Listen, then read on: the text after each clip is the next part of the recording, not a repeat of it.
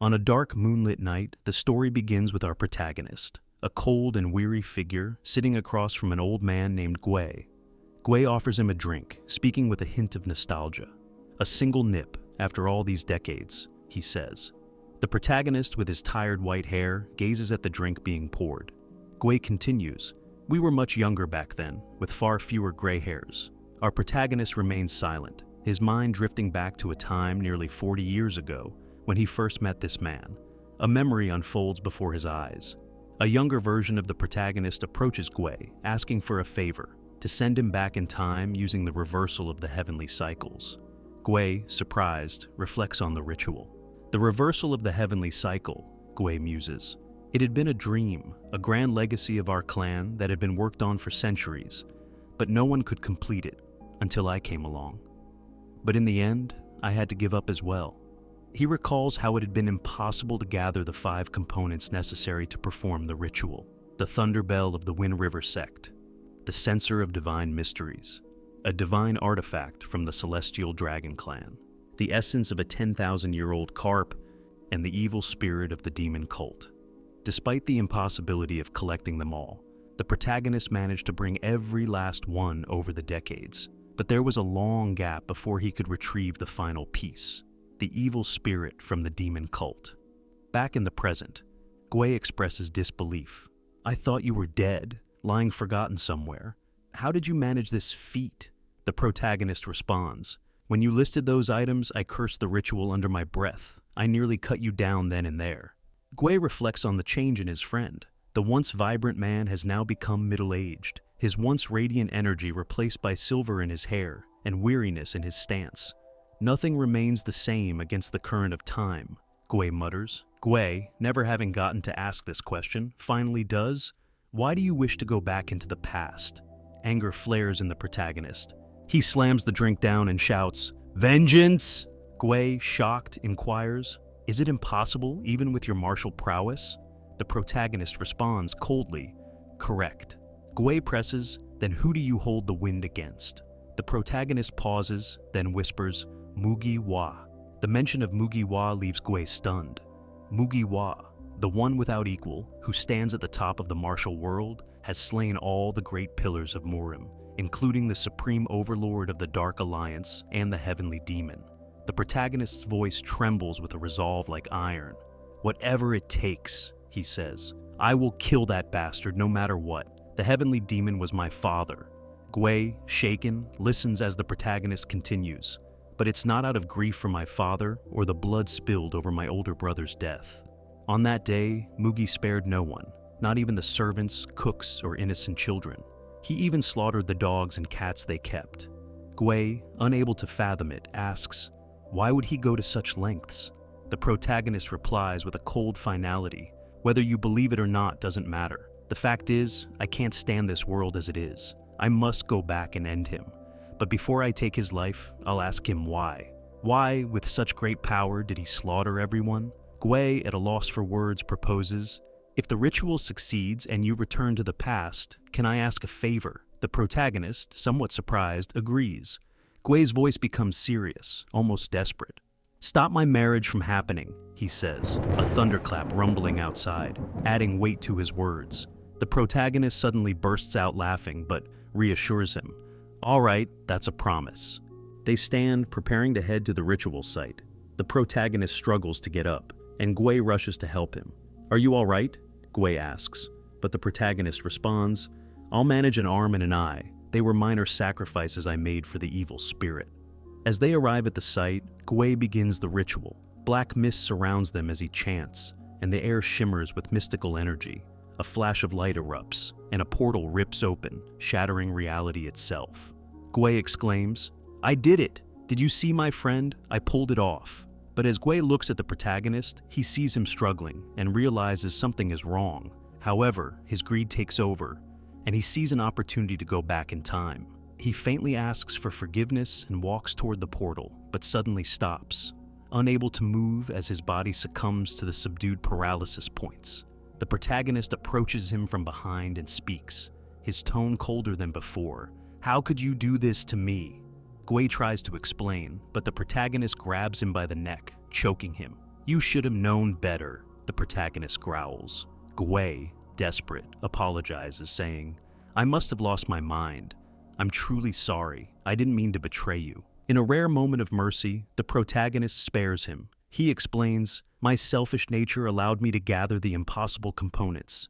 If it were anyone else, I would have struck them down in an instant. But you're an exception. You waited a lifetime for me, old friend. I won't forget that." But before Gwei can say more, time freezes, and everything turns black and white. Butterflies float around them as a voice speaks. "You have passed all the tests," it says. The protagonist, confused, asks, "Who are you?" The figure reveals himself as the one who can send him back. "You have defied the natural order. This ritual was never about the relics or artifacts, but the sacrifices you made to gather them. Forgiving Gwei was the final test. You have passed the trial by dedicating your life to this goal." The protagonist listens, his resolve hardening. The figure asks, "What do you wish to accomplish?" The protagonist responds, "I want to lay waste to those who deserve it and save the innocent. But more than that, I want to live my life fully. My entire existence has been lived for others. I've never had the chance to choose for myself." The figure smiles, intrigued. "I wonder what kind of life you'll lead," he muses. Then, as reality cracks around them, he disappears, faintly saying, "I shall look forward to your new life." Suddenly things go back to normal as the protagonist turns to Gwei, who pleads with him once more. "Please don't forget. Stop my marriage at all costs." The protagonist smirks. "I'll keep my promise." With that, he steps through the portal, bidding farewell to his old friend. The portal opens, and as a bright flash surrounds him, the protagonist opens his eyes. He's in a new place, surrounded by people cheering somberly. He realizes, "I made it back." His eyes fall on a figure in the distance, his father, the heavenly demon. He smiles, knowing that this is the beginning of a new chapter. But just as he prepares for the next step, someone shouts, "How long are you going to keep me waiting, young master? Let's get this fight started." The protagonist steels himself, ready for whatever comes next, knowing that today is the day of the demon gauntlet. The heavenly demon, once a feared and respected figure, had announced that the position of Cheonma would no longer be confined to his bloodline alone. This stirred up a great deal of excitement within the sect. With his words, he opened the path for anyone with the necessary strength to claim the title. To solidify this decision, he organized a martial arts tournament known as the Demon Gauntlet. The tournament was open to the upper echelons of the sect, and the victor would earn the right to challenge one of his two sons. The winner, regardless of who it was, would be granted a single wish. As the battle begins, Pyongho taunts the protagonist. It's not too late to back down. The protagonist, reflecting on the past, remembers how Pyongho had poisoned his food to keep him from using his abilities, ensuring his defeat. He recalls how his father had been cold and silent afterward, making him push recklessly, only to fall further away from the succession battle. Pyongho demands, "How long will you make me wait, young master?" The protagonist, unfazed, asks, "What was your name again?" Pyongho replies, "Pyongho Gu." But the protagonist already knows who he is, the fifth of the 7 disciples, one of the disciples of the 8 demon lords. Pyongho, getting irritated, threatens, "You're provoking me, huh?" The protagonist, ignoring him, and senses that his father, the heavenly demon, had already known about the poison, and had simply wanted to see how he would react. The protagonist, drawing from his future knowledge, knows he could defeat Pyongho in a single blow, but revealing his true strength would be unwise at this point. Suddenly, the protagonist boldly declares that he will fight without using any chi.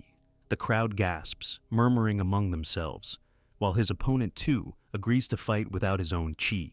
The air is thick with tension, and whispers begin to spread that the fight will be dull without the use of their full powers. Pyongho grows more irritated, warning the protagonist that his blade has a mind of its own, despite the lack of chi.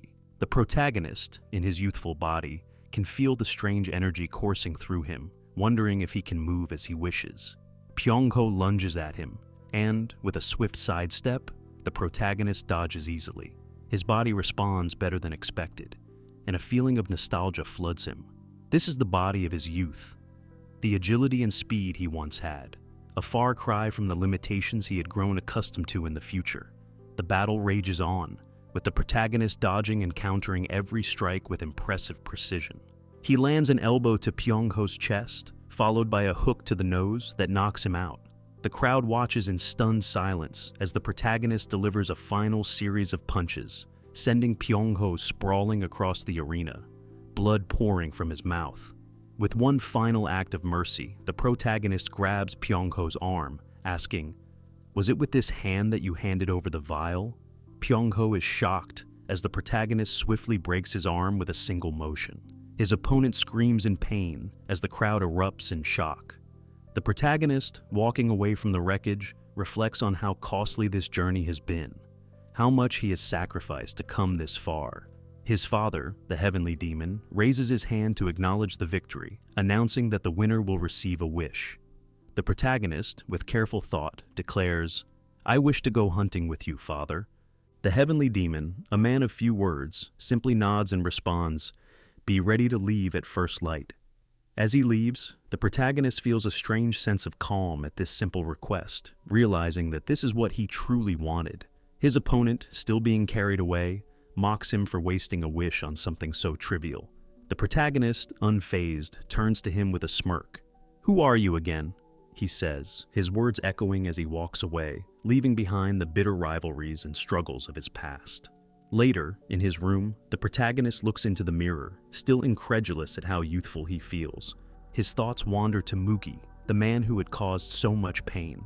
He wonders what Mugi is doing at this moment, knowing that finding him will be no easy task. Mugi had appeared out of nowhere, wreaking havoc across the Dark Alliance and the demon cult, then vanishing without a trace. The protagonist knows that to defeat Mugi, he must become stronger, but the search for him is a daunting one. His best bet is to grow in power, to surpass Mugi, and only then can he have his revenge. Suddenly, a voice interrupts his thoughts. "Young master, you were amazing today," Anne, his bodyguard, says as she enters the room. The protagonist turns to her, remembering how, in the past, he had been oblivious to her true abilities. Anne, with her powerful stonehide shell technique, a technique passed to her in secret, temporarily turns her skin as hard as stone. Unfortunately, gigantification is one of the side effects. She had saved his life by blocking Mugi's deadly strike, sacrificing herself to ensure his survival. At the time, he hadn't fully understood her sacrifice, but now he sees her in a new light. She had risked everything for him, and he had taken it all for granted. As An speaks to him, the protagonist reflects on how much he had underestimated her. He had failed to see the depth of her strength, just as he had failed to appreciate so much of what was around him. But now, he understands. He regrets not recognizing her worth before. As the realization sinks in, he silently vows to never make the same mistake again. An Li had long been hailed as the next beauty of the heavens. Her slender figure and grace were the subjects of much praise, and it seemed as if she would rise to the top, capturing the admiration of all who beheld her. But one day that same girl appeared before the protagonist, unrecognizable as a portly woman, her beauty lost to the weight she had gained. The protagonist reflects bitterly on the fact that he never noticed the toll it took on her. He failed to see the tears she shed, her once beautiful eyes now swollen. Why hadn't he comforted her during such a painful transformation? Perhaps, in his ignorance, he had begun treating her coldly, not understanding the emotional and physical strain she had endured. He makes a silent promise to himself, vowing to lift the adverse effects of the Stonehide technique that had caused her so much pain. As An interrupts his thoughts, asking if he is all right, the protagonist replies that he's fine, better than fine, in fact. However, An, who has been by his side as his bodyguard for so long, notices something is off. He realizes that she must have sensed the change in him. Determined to show her something even stranger, the protagonist leads her toward the kitchen, his mind already working. Upon arriving at the kitchen, he confronts one of the staff members. "Why did you do it?" he demands. The elder staff member looks at him with confusion. "I have no idea what you're talking about," he replies. But the protagonist's piercing gaze doesn't waver. He accuses the staff member of poisoning his food with chi dispersion, and the staff member, suddenly panicked, denies it vehemently. The protagonist, recalling his suspicions, pieces together the truth. This man, deeply in debt from his gambling addiction, had taken a bribe to poison his food.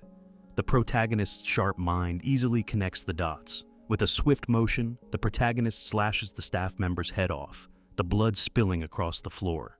"A cook tampering with the food? You were beyond saving," he mutters coldly. The remaining staff members, shocked by the gruesome display, kneel and beg for mercy, but the protagonist is unmoved. "This day's fault does not lie with you," he declares, shifting his focus to the elder cook. "Cookmaster Lim, the evil was done by the poisoner." The elder cook, trembling, tries to take the blame, but is quickly corrected. "Is everything that goes wrong in our sect my father's fault?" the protagonist asks. The cook, realizing his error, admits that it is not. The protagonist, though cold, spares the rest, choosing to walk away.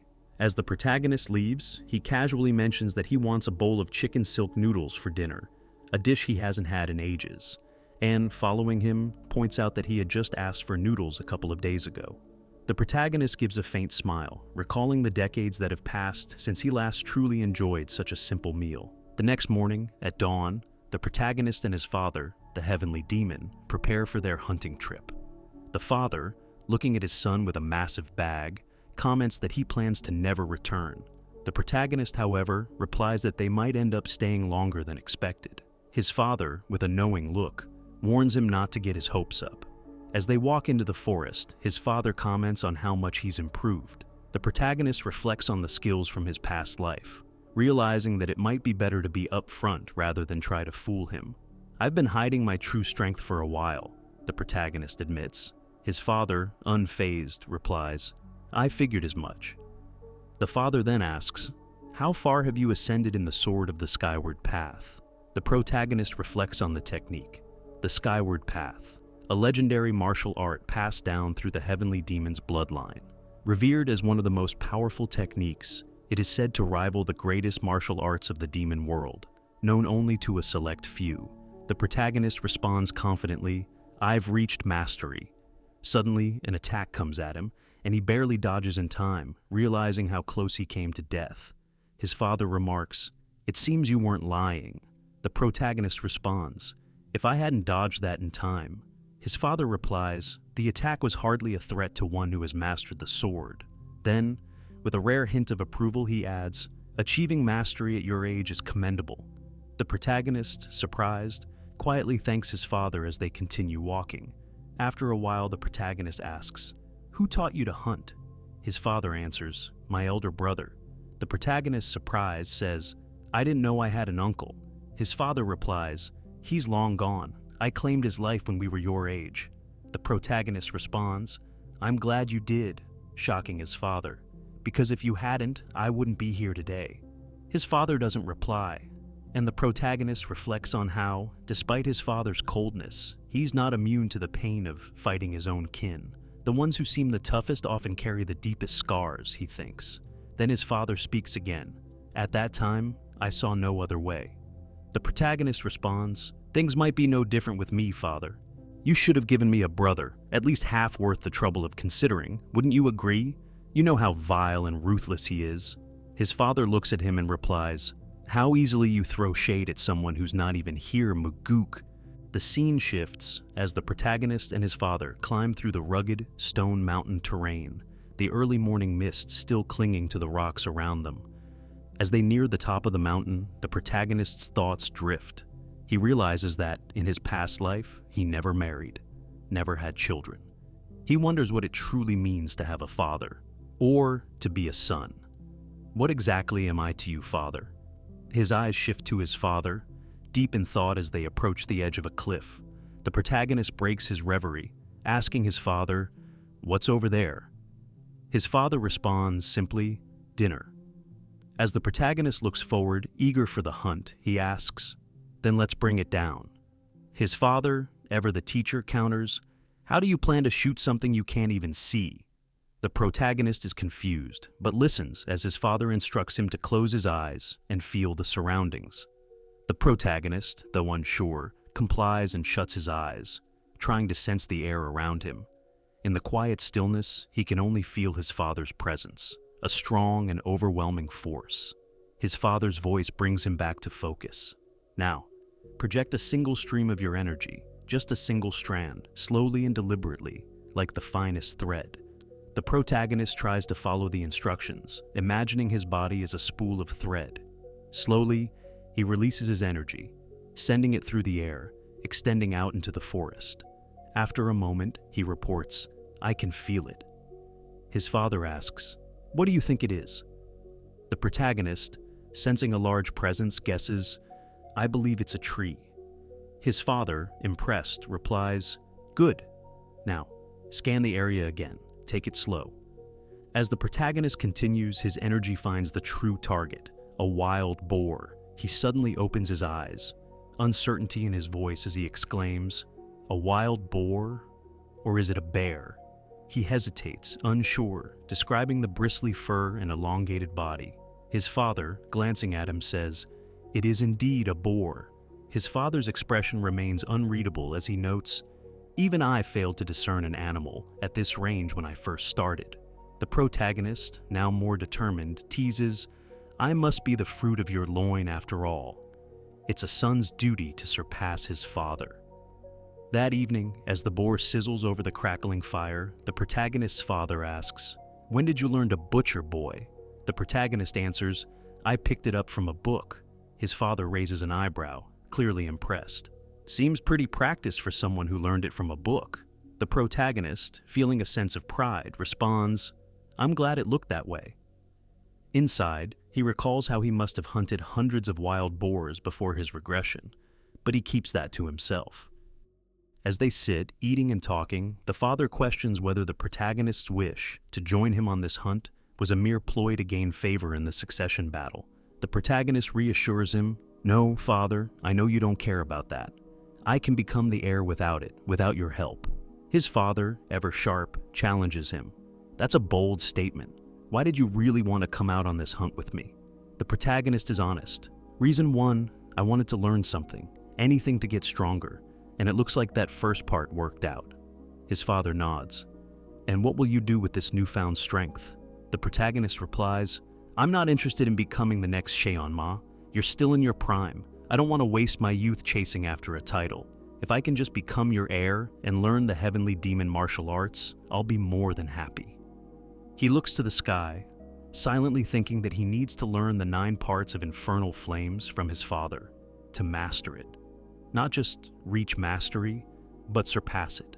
After all, even his father, with his great mastery, was defeated by Mugi. He must reach divine mastery. The father interrupts his thoughts, asking, "And the second reason?" The protagonist smirks faintly. "I just wanted to spend some time with my old man. This is our first outing, isn't it?" His father gives a slight smirk in return. "That kind of cheap sentimentality will get you killed, son." The protagonist, ever confident, replies, "I'm with the most powerful figure under the sky. This is far from cheap. Whether it's a song or a bottle of wine, the material doesn't matter as long as I'm with you." His father remains silent, but the protagonist knows he's made his point. Later, as they prepare to continue their hunt, his father tells him to hold back a tiger at the very least, a show for a hunt with the heavenly demon. The protagonist, now intrigued, asks what his father means. His father, guiding him further into the forest, instructs, "Close your eyes again." The protagonist does so, focusing on his surroundings. His father continues, "Your target is 1,000 feet to the right, much further than before, but this time, tune into the wind and let your energy ride its current." The protagonist, thinking deeply, reflects that he's never been taught to let his energy flow with the wind. It's a lesson no manual ever mentioned. His father presses, "Play it safe and slow, and all you'll gain is another pointless skill. To apply it in real combat, you must project it at full speed as far as you can reach." The protagonist, concentrating, feels the wind and the swirling energy around him. He struggles at first, but then realizes the key. It's not about straddling 2 forces, but letting them intertwine, flowing together. His energy surges with the wind, and as it cuts through the forest, he locates the target, an elusive tiger. He opens his eyes and shouts, "There really is a tiger out there." His father, though initially shocked, quickly regains composure and says, "Don't slack off. The more branches you can manage, the longer you'll live in this world." The protagonist absorbs this advice, silently promising to take it to heart. That night, as they sit by the campfire, enjoying a drink, the protagonist's father notices the fine wine and comments, "This wine is strong." The protagonist, though, lies, saying, "It's a bit too strong for me. all the while thinking it's far from the truth. His father chuckles.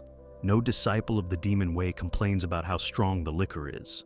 The protagonist retorts, "So what if I can't hold my liquor? Pain is far worse than just liquid." The conversation takes a dark turn when his father asks, "Do you believe you could kill me to save your own skin?" The protagonist, his voice calm, responds, "No, father. What kind of child could kill their parents?" But in his mind he adds, "Should the need arise, I'm more than willing to strike you down." This is the first real conversation they've had in his lifetime, and he realizes, for the first time, how valuable his father is to him. Still, he knows that survival comes first. "Father," the protagonist asks quietly, "if you had to, could you kill me?" His father's gaze hardens. "If you need to ask, then you shouldn't speak of poison so lightly." The protagonist, with a wry smile, replies, "Maybe the wine will give me the answer tonight." He takes a sip, knowing full well that this conversation is far from over. The scene shifts to the protagonist sitting in his room, meditating. His mind reflects on the progress he's made in his training, particularly what he learned from the recent hunt. "I can now disperse my energy into the wind at will," he thinks. "The branches of energy have increased too. It's hard to believe my father actually taught me how to sense my surroundings by emitting chi. It's like having an extra life. I can detect my enemies before they even get close." As he stands up, his thoughts darken. Even with all this power, my father was still defeated by Mugi, and the heavenly demon palace fell into ruins. He recalls the formidable defenses of the heavenly demon palace, fortified by the 3 seals and 6 layers of mechanical traps, as well as the elite warriors guarding it. Each of the 8 demon lords controlled a different direction, each with their own vast forces. The protagonist lists them. The demonic swordsman of the northern heavens, wielding the northern sword in the north. The demonic bladesman of the southern heavens, wielding the southern blade in the south. The iron fist of the eastern fist faction in the east. The sorcerers of the western illusion formation in the west. The faceless swordsman who wished to become the evil smiling demon in the northeast. The drunken swordsman and his wild revelers in the southeast. The poison fang who researches all sorts of poisons in the southwest. And finally, the crazy monks obsessed with the demonic Buddha who spread chaos across the lands in the southwest. The outer defenses were never breached, the protagonist reflects. One of the demon lords must have slipped Mugi into the inner chambers. He recalls how none of the demon lords stepped forward to avenge his father, choosing silence over action. "They're all traitors in my eyes," he thinks. "I know all about them, the lives they led, and how they met their end. This time, I will use them as pawns to achieve my goal." As he stands up to go outside, he suddenly hears the sound of shouting. "Hey, fatty! Has the young master still not returned from the training ground?" The protagonist's attention snaps to the commotion, and he hears his bodyguard On being bullied by a group of men. One of them, Po Yang, a disciple of the cleaver demon, steps forward, his voice laced with disdain. "How many days is he going to take? Go fetch him now!" The protagonist, surprised, steps forward and interrupts. "And what are you doing out here?" His bodyguard, looking relieved to see him, responds, "Master." The protagonist approaches her, addressing her sharply. "I said you were free to go about your business during my training. Have you been standing guard here the whole time?" Po Yang steps forward mocking, "What's with the sudden dedication to training?" The protagonist eyes him, recognizing him as a disciple of the cleaver demon. He realizes that Po Yang's behavior is a result of the recent changes after his father announced that anyone could claim the position of his successor. "The only reason he can pull stunts like this is because of my father," the protagonist thinks. "The announcement only fueled others' desire to take me down," Po Yang continues, accusing the protagonist of crippling Pyong Ho, his junior brother. "He can no longer devote himself to the martial way," Po Yang says, a clear challenge in his voice. The protagonist coolly replies, "Do you expect me to nurse him back to health?" Po Yang, angered, demands an apology, but the protagonist instead demands one in return. "Apologize for the rude words you said to my bodyguard." At first, Po Yang resists, but when the protagonist insists, he relents with a sneer. "You want me to kneel before this sack of lards," referring to On. The protagonist's voice hardens. "Watch your tongue." Po Yang, growing more enraged, refuses, shouting, "Kill me if you must, but I'll never kneel to her." The protagonist, his patience gone, unsheathes his sword. "Kneel and apologize, or fight me. The choice is yours," he declares. "By the way, your master won't approve of you backing away from this fight." Po Yang, defiant, challenges the protagonist. "Why are you going so far for her?" The protagonist responds coldly. "You're all free to come and find me, but you will not disrespect my people." He glances at his bodyguard, who stands by, flustered, knowing that this situation is beyond her control. Po Yang, now completely enraged, draws his sword. But before he can make a move, his comrades hesitate. The bodyguard tries to intervene, but the tension is too thick. Po Yang strikes, aiming for the protagonist's neck. But with a swift dodge, the protagonist closes the distance and strikes through Po Yang's mouth, the blade piercing his head and killing him instantly. "Your reckless tongue has sealed your fate," the protagonist says coldly. The group stands in stunned silence, unable to comprehend what just happened. The bodyguard watches, equally shocked, as Po Yang's body drops to the ground, blood pouring from his mouth. The protagonist stands, sword still in hand, his gaze unwavering. The lesson is clear. Disrespect will not be tolerated, and anyone who dares to challenge him or his people will face the consequences. As the group retreats with Po Yang's body, the protagonist speaks to An, asking why she is so concerned about him. She responds, "I'm not worth half the trouble." The protagonist smiles faintly, thinking, "You're more worried about me than your own feelings." He answers her, "I didn't do it for you. I merely struck down those who deserved it."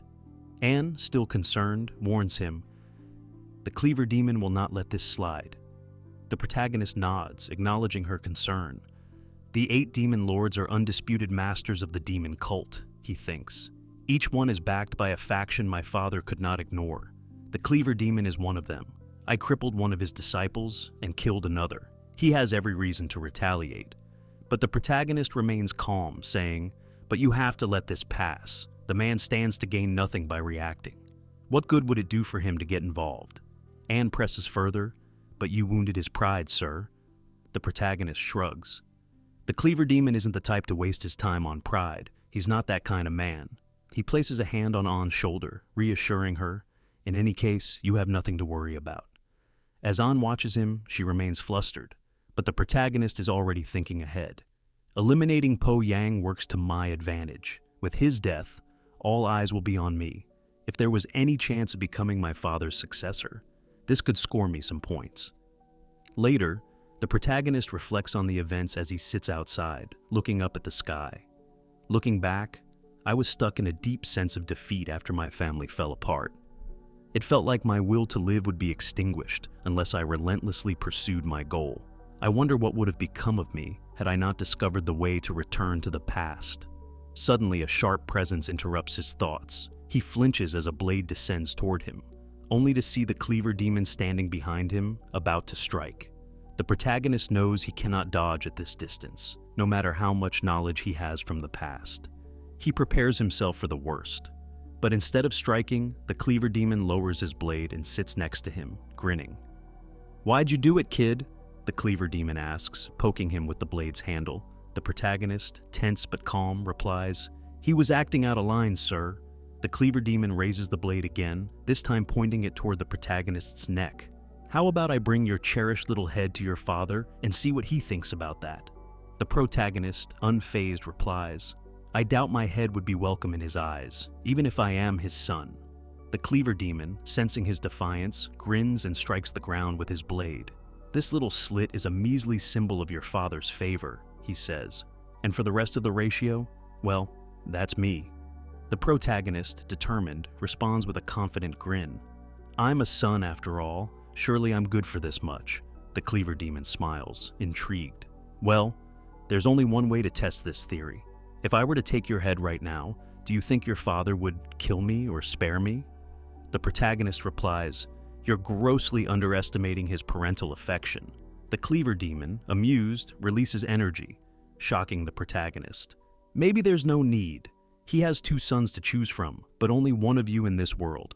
The cleaver demon laughs. "Seems you're not as dense as my disciple." The protagonist, still composed, says, "If he were anything like you, he'd still be alive.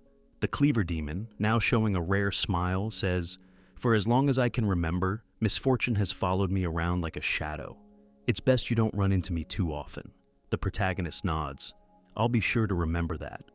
As the cleaver demon leaves, the protagonist feels a sharp pain in his side, remembering how the demon had poked him earlier. He's reckless, but always calculating, the protagonist thinks. The fact that he repeated the threat to take my head means he was considering it seriously. Tonight, he came to test me, to see if I'm worthy of becoming my father's successor. It looks like the cleaver demon is shaping up to be my first true adversary. The scene begins with the protagonist meditating in his room when he senses something. He goes up to the roof and finds his father standing there. His father looks at him and says, "I heard you killed one of Cheompa's disciples." The protagonist responds, "That bastard deserved it." His father, unfazed, replies, "The way is of little interest to me. Cheompa came to find me about it." The protagonist is surprised. "Are you saying the cleaver demon came to demand my punishment just because his disciple died?" His father confirms, "Indeed, I was caught off guard myself. I know him to be one who wouldn't go out of his way for such a thing."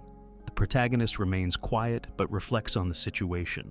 The cleaver demon is testing my relationship with my father, trying to gauge whether my father sees me as his heir and what punishment he might impose. His father then says, "You asked me once which of the demons I trusted the most. Well, I trust no one, not even the 8 who serve me."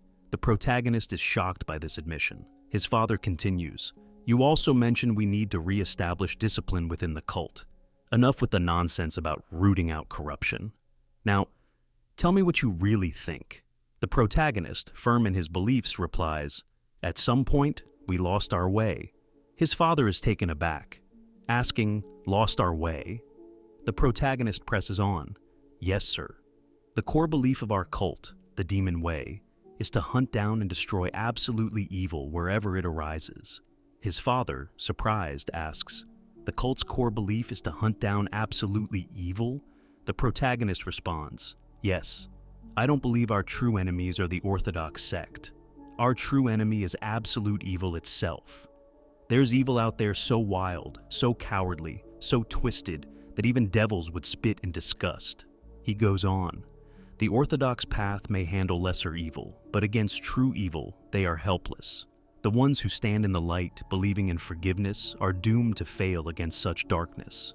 The true demon way must be about confronting that evil, placing our hands deep in the filth if we have to. Only then can we truly call ourselves demons.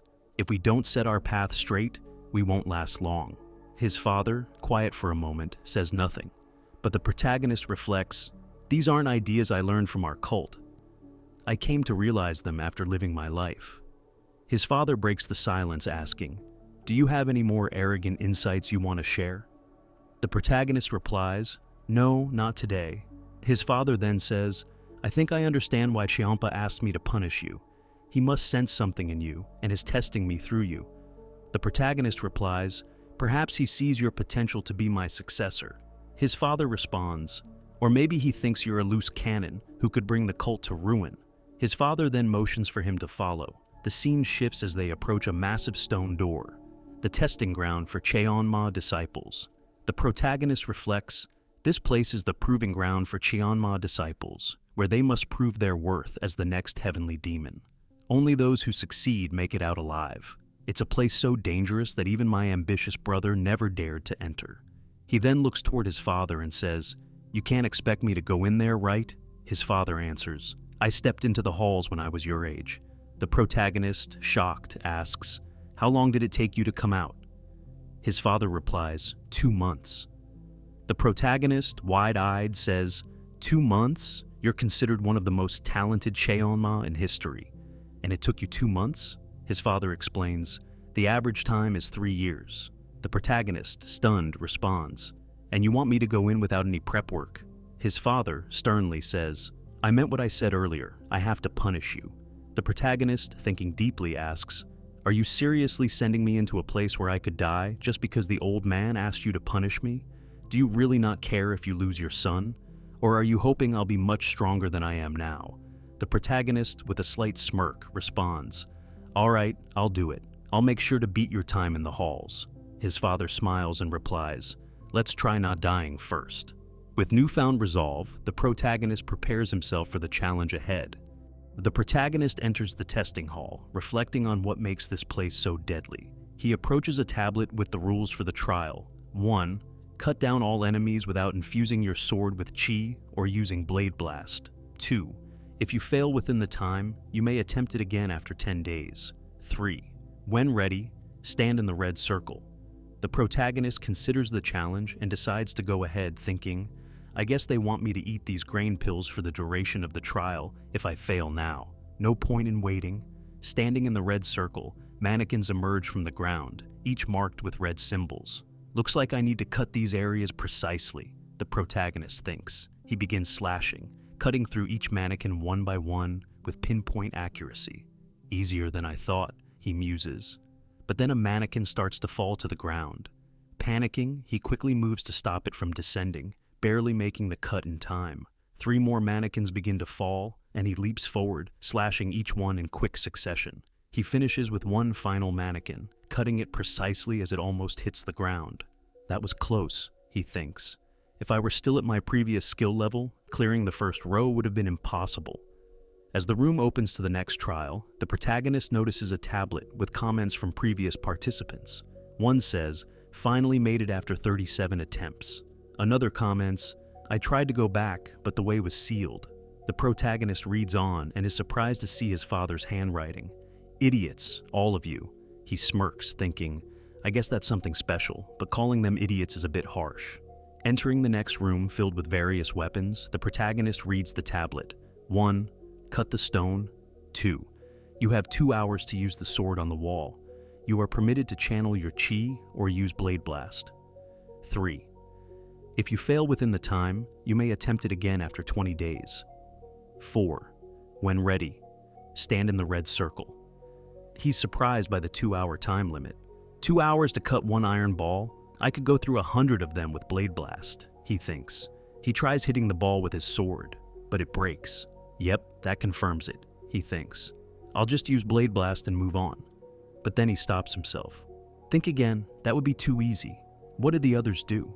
He reads more comments from previous participants, many claiming it was impossible, and some used blade blast. His father's message reads, baffling buffoons, lose your cool, lose your edge. The protagonist thinks, why did he add the extra line? I'm sure that was meant to be a biting insult. The rules say he's permitted to use chi or blade blast, but not that he must use them. His father's message warns against using blade blast, since the blade would heat up when chi is expelled. The protagonist starts trying different weapons on the ball, one by one, but none of them work. Frustrated, he contemplates using blade blast, but remembers his father's warning. Suddenly, he focuses and tries a different approach. He uses his ability to release energy, feeling the grooves in the steel ball that he couldn't see with his eyes. He prepares his sword, noticing a fine groove that forms a perfect circle around the ball. With a precise slice, he cuts the ball in half. Excited, he shouts, I did it! But as the ball splits, he sees something inside, a demon essence pill. The protagonist stares at the demon essence pill inside the split ball. He knows that using blade blast would have incinerated it, but the fact that he cut the ball without relying on his energy means the pill is a special reward for those who succeed in the trial without outside help. This will give me a significant boost to my chi, he thinks. His father's words echo in his mind. Lose your cool, lose your edge. Smiling, he murmurs, thank you, Father. After swallowing the pill, he meditates. The purple mist surrounding him signals the growth of his abilities. His chi strengthens, and he clenches his fists, feeling the newfound power surging through his body. Unlike before, I can feel the powerful energy flowing through my veins, he thinks. Mastery of chi was my weakest area, but this boost has made up for it. Entering the next trial, the protagonist reads the tablet. 1. Distinguish between life and death. 2. If you fail, you may attempt it again after 5 days. 3. When ready, stand in the red circle. Confused, he steps into the red circle and watches as a pillar appears with a bunch of herbs on top. I get it. They want me to separate the medicinal herbs from the poisonous ones, he thinks. Having studied herbs before, especially for the old man Ryongjia, he easily identifies the correct herb, picking it up. The tablet disappears, but then, to his surprise, it reappears. Looks like I have to get it right twice, he realizes, his mind working. It's a countermeasure to prevent passing by luck. He carefully picks another herb, and the column vanishes again. Not coming back up. What was that about? He wonders as the next trial door opens. Checking the tablet, he reads comments from past participants who struggled, some of whom consumed the wrong herbs and were poisoned. One comment, in particular, stands out. His father's message? Don't trust luck. Trust your wits. The protagonist smirks, thinking, I'm pretty sure Dad memorized every poisonous herb before even trying. At least I managed to keep my head, old man. As he approaches the final trial, he sees another tablet that reads, 1. Survive the illusionary circle of life and death. 2. Death in the circle means death in reality. 3. When ready, stand in the red circle. The protagonist, mentally preparing, thinks, a trial where you die if you fail? Brutal. If I ever become the heavenly demon, I'm going to hunt down the bastard who created this test. He reads the comments of those who attempted the trial. I've never been more terrified in my life. Even if someone points a knife to my door, I'm never stepping foot in that circle. Then he reads his father's comment, never stop moving. The protagonist thinks, never stop moving? He left a clue, but it sounds more like advice for life ahead. He steps into the red circle, and, as the surroundings shift, he finds himself in a new environment. The wind feels real, and everything seems lifelike. He can't help but think, there was a formation testing like this, but this feels different. Suddenly he's surrounded by zombie-like creatures, each one looking like a phantom, but exuding real murderous intent. Well, talk about striking gold, he mutters, drawing his sword. With precision, he slashes through the monsters, cutting them down with ease. Since my opponents aren't human, I can cut them down without hesitation, he thinks, slicing through them one by one. As more monsters approach, he takes them down in rapid succession, his new chi abilities allowing him to wield his sword with greater ease. Thanks to the demon essence, I can wield my chi with greater ease, he thinks, wiping his blade. After slaying the final group of monsters, he looks around. Was that it? He wonders. It'd be a bit of a letdown if it is. But just as he questions, more monstrous figures appear. Of course not, he smirks. But this wave sure feels a whole lot stronger than the first. As the battle continues, the protagonist moves fluidly, slicing through one zombie-like monster after another. The enemies are growing stronger with each wave, he thinks. But now, I finally understand what my father meant by never stop moving. He dodges attacks and cuts down his opponents with precision, feeling the knowledge he carried over from his past life, sinking with his body. This is the best real battle since my regression, he thinks. No chance to rest, but I'm improving with every swing. As the monsters keep coming, he grins. Come at me even faster, even stronger. With each kill, he feels himself growing stronger. Finally, after a wave of attacks, he defeats the last monster, slashing it cleanly. Is it over? He wonders, looking around. As the illusion fades, the tablet reappears. Congratulations on successfully passing the trial. Ascendant, may you use your power to strengthen and restore the great legacy of the heavenly demon cult. The protagonist smiles, reading the message. I passed the trial that took my father 2 months to complete. I did it in 1 day. But if word of this spreads, there'll be rumors all over the cult. This kind of speed will raise suspicion, not praise. Guess I'll stick around and train a while longer, drill everything into me to make them truly mine. The scene shifts exactly 100 days later. The protagonist approaches his father, who asks, "Did you manage to slice the iron ball correctly?" The protagonist replies confidently, "With all the clues you left, I nailed it. Didn't take a break during the last trial." His father smiles faintly, and the protagonist wonders, did he just smile a little?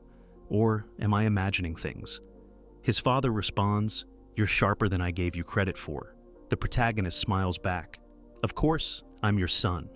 His father sighs, and the protagonist reflects, "Before I came back, I used to think he enjoyed watching his juniors fight each other for the right to succeed him. But now, I get it. He's willing to endure the death of his own child if it means ensuring the future of the cult. He doesn't actually enjoy the strife itself." At that moment, someone else enters, Chief Strategist Myong. "Passing the trials in 100 days is no small achievement, young master," he says. The protagonist acknowledges him. "It's been a while, Chief Strategist." Myong, with a serious expression, replies, "Perfect timing. I was hoping to discuss a cult matter with you." The protagonist's mind races. The Chief Strategist wants to discuss something important. This can't be good. Myong explains, "We've received an anonymous letter claiming corruption within the Demon God faction." The protagonist is shocked. The Demon God faction? Their leader is the younger brother of Cheonpa-gu's, the cleaver demon. "Looks like I'll have to cross paths with him again." Myong continues, "We tried to investigate last year, but our special investigator was killed by the Demon Guard. They took their own life soon after." The protagonist remains silent, considering the danger. Myong asks, "I want you to step in as the special investigator and handle this." The protagonist hesitates, thinking, being found guilty of corruption means execution. Whoever is behind this will cover their tracks, and they won't be easy on the investigator just because he's the son of the Cheonma. Myong responds, "I won't deny it. You'll be putting your life on the line for this mission." The protagonist glances at his father, thinking, this is another test from him. His father speaks, "I recall you saying we must wipe out corruption and protect the cult." The protagonist replies, "Well, that's after I become the heavenly demon." His father then responds, "Ah, so you're too scared to do it now?" His father's words sting, but the protagonist answers, "If you put it that way, I have no choice but to accept." The protagonist with resolve says, "I'll get it done." As they share a brief look, he thinks, "I don't know what you're planning, old man, but I'll put on a good show for you." He then adds, "One more thing. This could be the last time we see each other. How about we share a drink later, father?" But before he can finish, his father leaves the room, leaving him with mixed emotions. All gruff and tough, but deep down, he's a softie, he mutters to himself. Chief Strategist Myong watches the interaction, saying, "Doesn't seem that way to me." The scene shifts to the next day, where the protagonist is greeted by an investigator named Daryong. The protagonist asks, "Why are you here, Daryong?" "The reason I'm asking is because I asked the chief strategist to send me the finest beauty from Huangcheon." Daryong replies, joking in a deadpan manner, "I'm the most beautiful in his eyes, sir." The protagonist sighs and then asks, "What kind of man is the commander of the Demon God faction?" Daryong explains, "Commander Cheonyang-gu is Cheonpa-gu's younger brother. He's been heading the faction for 8 winters, handling all sorts of risky missions, and leading an elite force." The protagonist listens intently. "Sounds like he's good at his job," he comments. Daryong looks at the protagonist with a flat expression, saying, "Even if I expose all their dirty laundry, nothing will change." The protagonist, now understanding, asks, "Aren't you scared?" Daryong replies, "Not at all." The protagonist then recalls the murder of the previous investigator. "The last investigator was killed in cold blood," he says. Daryong responds, "That investigator was my direct senior, sir. He was my mentor." The protagonist, understanding the weight of the situation, finally sees the reason for Daryong's cold demeanor. "Now I get it," he thinks, realizing just how personal this mission is for Daryong. The scene opens at the Demon Dragon Palace, where the investigator, Daryong, approaches the guards. "Where do you hail from?" one guard asks. Daryong confidently responds, "From the Huangcheon office. We have business with the Lord Commander, so step aside." The guard smirks. "Special investigator, huh? You don't look so special to me, little man." Another guard adds, "You're not getting in without approval from the higher-ups." Daryong pulls out a document, showing his right to enter. "Fine, put that away before you give someone a paper cut. I'll need to report this in." One guard responds, but Daryong insists, "No need, we'll be seeing your boss ourselves." The guards argue with Daryong, calling him a crook and refusing to let him pass. The protagonist, observing the interaction, steps in, his voice calm but commanding. "Just one question for you. Do you know who I am?" The guards falter, then say, "Yes, of course, sir." The protagonist smiles. "Oh, that's interesting," he says, before smacking the guards in the groin, causing one to double over in pain. He turns to Daryong. "So, are you going to show me the way or what?" The flustered investigator nods, and they proceed through the palace. As they enter a crowded area, Daryong shouts, "Are you all blind? You're obstructing an official investigation. Do you want to rot in jail?" One of the men from the crowd shouts, "Who the hell is causing trouble on our turf?" Daryong demands the man's name and rank. The man, Dango, identifies himself as the captain of the 1st Division of the Demon Guard. "I'm at the top of the pecking order among the captains, known for my ruthlessness," he boasts. The main protagonist, unfazed, steps forward. "Good to see you again, Captain Go," he says, approaching the captain with a confident smirk. "When did we last meet? Must have been at the latest banquet." Captain Go seems startled but extends his hand, and the protagonist grips it tightly, causing the captain to wince in shock. "I'm in a bit of a rush to gain an audience with the Lord Commander. Kindly step aside, Captain," the protagonist says quietly. "Test me, and you'll never hold a sword again with this hand." Captain Go replies faintly, "Funny how some folks think a title or noble blood makes you immune from a quick shiv to the gut." The protagonist responds, "I'm curious to see if you can even manage to hold a dagger when I'm done." Captain Go retorts, "We'll just see about that, young master, whether it be my blade or your guts that will hit the ground first." The protagonist doesn't flinch. After a tense moment, the captain steps aside reluctantly. "Thank you for your cooperation, Captain. I owe you a drink sometime," the protagonist says, walking past him. Daryong, still processing, asks, "Do you know Captain Go, young master?" The protagonist shrugs, "No, never met the brute before today." Daryong asks, "How did you—" The protagonist grins. "I gave his hand a little readjustment. He'll be eating with his left hand for a while." Daryong is stunned as they continue toward the Lord Commander's office. Upon reaching the office, the guards block the door, stating, "You can't see him without an appointment." The protagonist sighs. "Don't you people ever get tired of this routine?"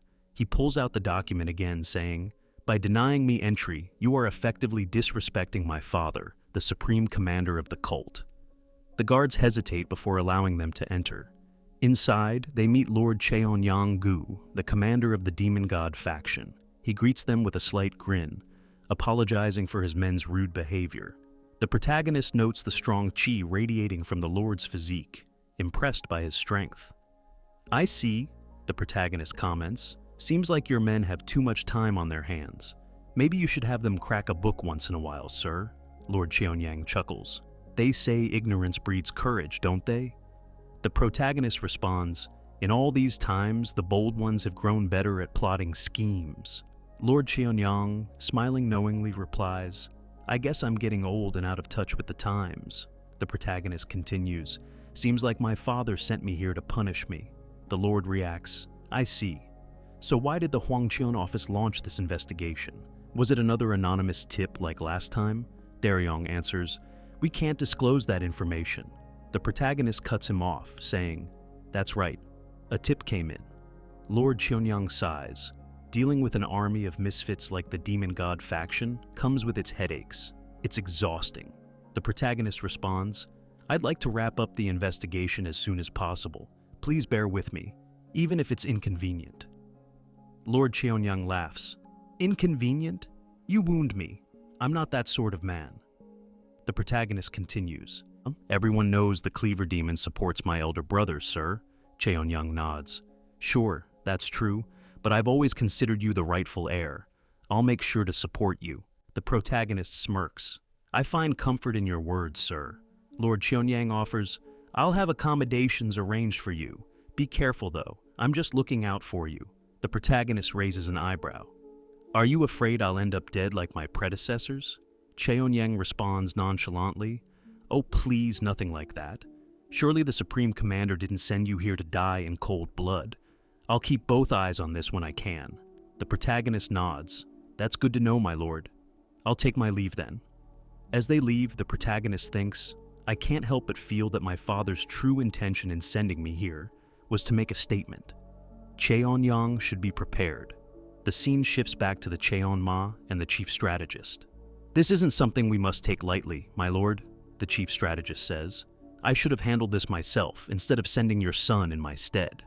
The protagonist's father replies, "The boy said to me earlier that we have strayed from our path." The chief strategist, shocked, responds, "Is that why you threw him into the lion's den?" The father replies, "If he's going to talk the talk, he better be ready to walk the walk." The chief strategist is taken aback by this bold approach. This video isn't free. It'll cost you just one subscribe, and I'm just gonna flip this around and ask you a couple of questions. You know we appreciate tips in the form of likes and comments if you feel like it.